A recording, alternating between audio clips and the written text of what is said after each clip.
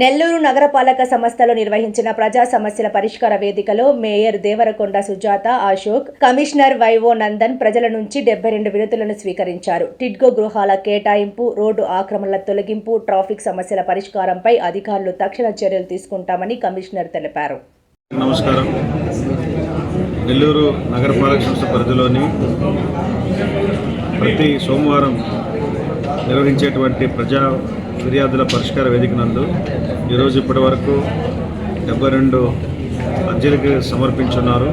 వివిధ అంశాలకు సంబంధించి ముఖ్యంగా టిడ్కో ఇల్లు మీకు తెలిసిందే, గతంలో అలాట్ చేయబడి ఇంకా కన్స్ట్రక్షన్ కంప్లీట్ కానటువంటి బ్లాక్స్ కంప్లీట్ అయినటువంటి వారికి అలాట్మెంట్ ప్రాసెస్ జరుగుతూ ఉంది.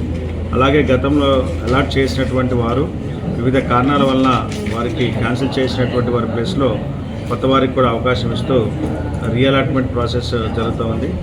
అయితే ఇప్పటికే అలాట్మెంట్ పూర్తయి రిజిస్ట్రేషన్ ప్రక్రియ కూడా అయిపోయినటువంటి వారు త్వరితగతిన వారి ఇళ్లలో వారు చేరాలని చెప్పి, అదేవిధంగా ప్రభుత్వం ఇచ్చినటువంటి అవకాశాన్ని ఉపయోగించుకోవాలని చెప్పి ఈ సందర్భంగా తెలియజేస్తూ, అదేవిధంగా నెల్లూరు నగరపాలక సంస్థ పరిధిలో రోడ్డు మార్జిన్స్లో ఎంక్రోచ్మెంట్స్ ఎక్కువగా వస్తున్నాయని, దానివల్ల ట్రాఫిక్ ఇబ్బందులు జరుగుతున్నాయని చెప్పి, అదేవిధంగా ఈ మధ్య కాలంలోనే రోడ్డు విస్తరణ చేసి దాదాపు 8 కోట్లతో నిర్మించినటువంటి పొదలకూరు రోడ్డు ఇరువైపులా కూడా కొత్తగా ఎంక్రోచ్మెంట్స్ వస్తాయని చెప్పి కూడా పీజీఆర్ఎస్లో గ్రేడ్స్ ఇవ్వడం జరిగింది.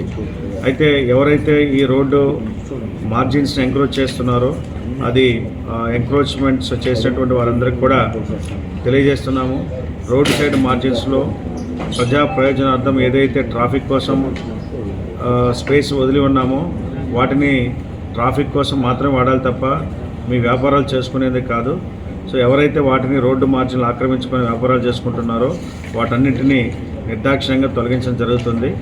ఆ తర్వాత మేము పెట్టుబడి పెట్టి షాపులు పెట్టుకున్నాము, కొట్లు కట్టుకున్నాము, మున్సిపల్ అధికారులు వచ్చి వాటిని కూల్చేశారనేటువంటి బాధపడడం కరెక్ట్ కాదు. రహదారులు అనేటువంటివి ప్రజా రవాణా కోసం ఏర్పాటు చేసినటువంటివి, వాటిని ఆ విధంగానే ఉంచాలి.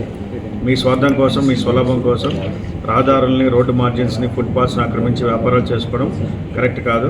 ఇవి ఖచ్చితంగా ఫేజ్ వైజ్ మేనర్లో అన్ని తొలగిస్తాం. ఈ మధ్యకాలంలో మీ అందరికీ తెలుసు, రాజరాజేశ్వరి అమ్మవారి టెంపుల్ ముందు ఉన్నటువంటి షాపులన్నీ కూడా, ఆక్రమణ షాపులను కూడా తొలగించడం జరిగింది. అదేవిధంగా mini bypass road, trunk road, Podalakuru road, అట్లానే చిల్డ్రన్స్ పార్క్ రోడ్డు ఉన్నటువంటి ఆక్రమణలన్నీ కూడా తొలగిస్తామని, ఈలోపు వ్యాపారస్తులు మీరు ప్రత్యామ్నాయ మార్గాలు చూసుకోవాలని కూడా ఈ సందర్భంగా తెలియజేస్తున్నాను.